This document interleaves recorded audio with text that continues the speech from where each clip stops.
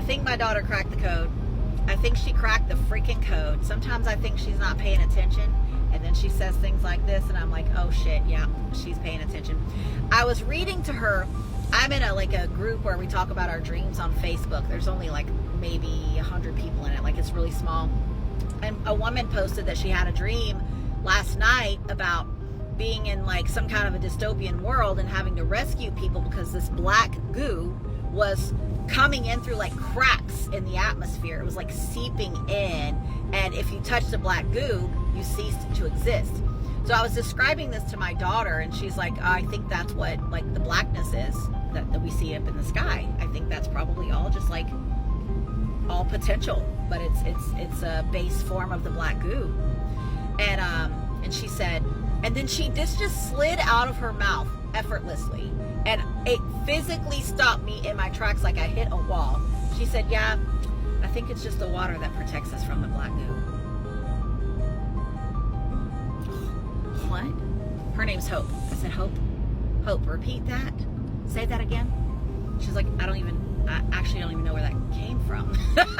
She goes, but yeah, I think it's the water.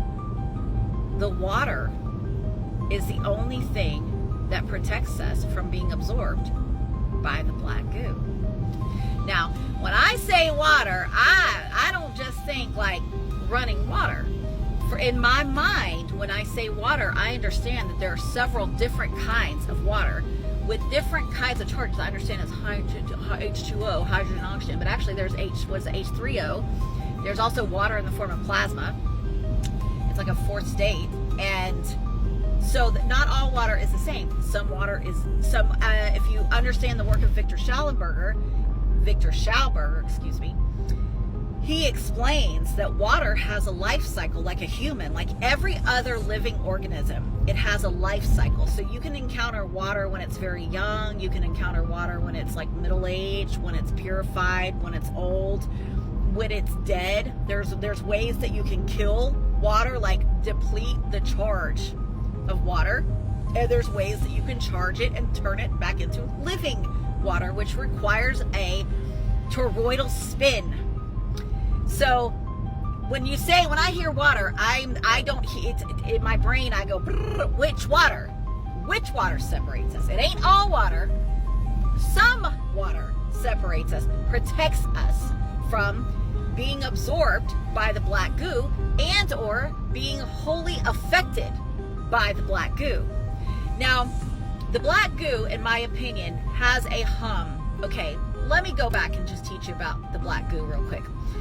It's not, originally it wasn't spelled G-O-O. It's actually G-U. It's G-U. It's an ancient, it was understood as something that existed on this planet forever.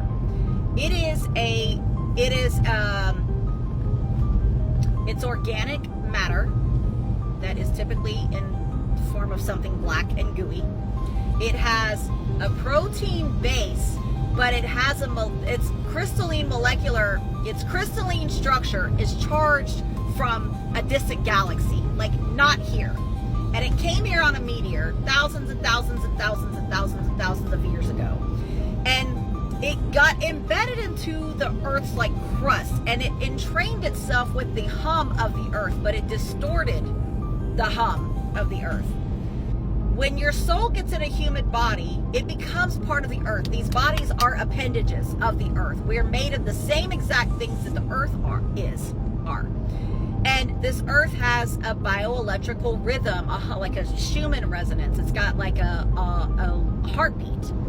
When your soul gets in a body, you start to entrain with the flesh. You start to hit a sine wave pattern. You begin to emit a sine wave pattern. That's why the flesh is sin. Sin is sine wave activity.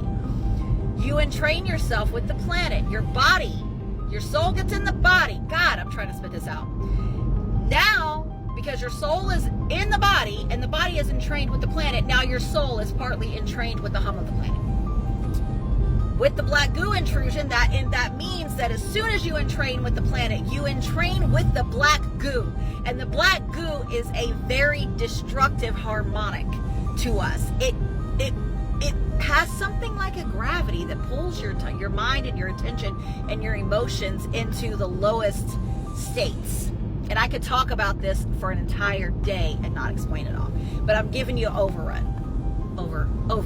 Y'all, this slave language fucks me up. I'm so sorry. We are not supposed to be speaking this dead-ass fucking language, and it irks me. So once you become entrained with the earth, you entrain with the black goo, and then you're pulled into its effects, its energetic effects. Again, it acts like a gravity. Now we're told that we can do something, or we have something called a whole armor of God. We're told in the Bible, you know, like you can do the whole armor of God, the breastplate of righteousness, the helmet of truth, things like that. And we think that that's like woo-woo. It's like it's got something to do with God. The idea that we have of God is just so warped and crazy and wild, and it boggles my mind that you don't do more to discover what is it that you're talking to.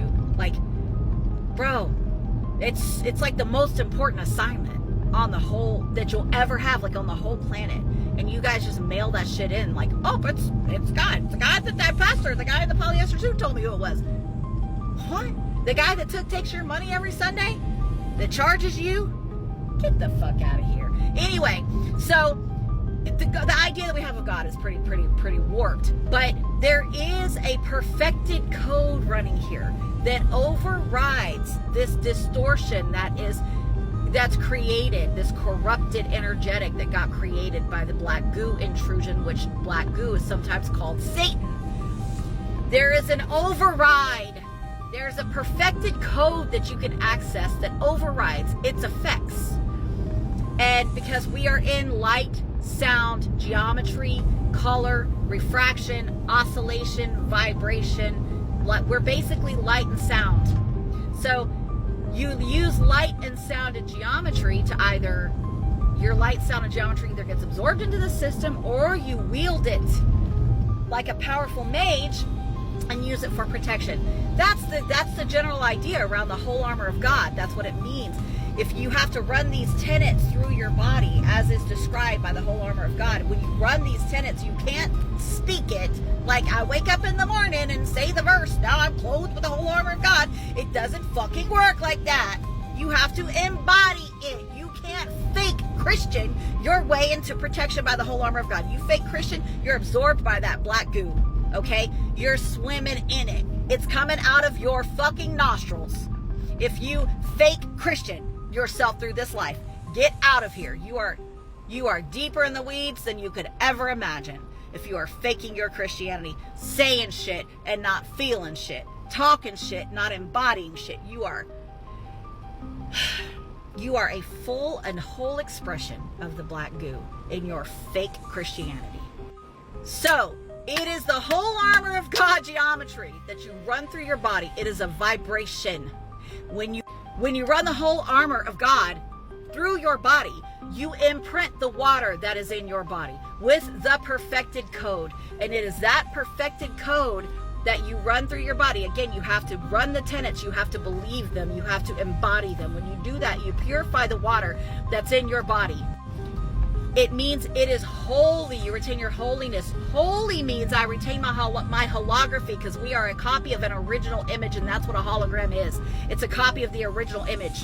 When you are holy, it means I retain my holography. I am still a copy of the original image from which I was made. So when you run the whole armor of God geometry through your body, you purify the water, and it's the purified water that disentangles you from the hum of the black goo. Disentrains you from it, and then you are not subject to it anymore. In fact, it cannot even see you anymore. So it is indeed living water that protects us and insulates us from the black goo. My daughter got it right without even realizing the magnitude of what she said.